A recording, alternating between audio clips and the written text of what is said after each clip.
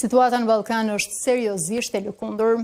Kështu është shprehur presidenti i Serbisë Aleksandar Vučić në takimin me kabinetin qeveritar. Sipas Vučić, Serbia po përpiqet të ruajë paqen dhe stabilitetin si dhe sigurinë e të gjithë qytetarëve të saj.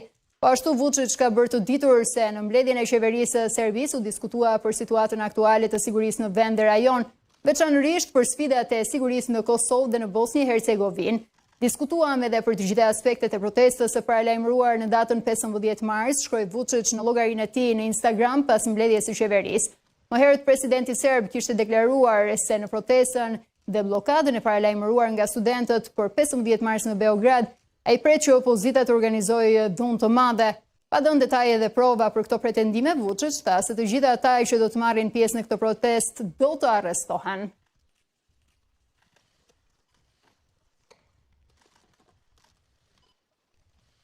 Од наставку и сад процедура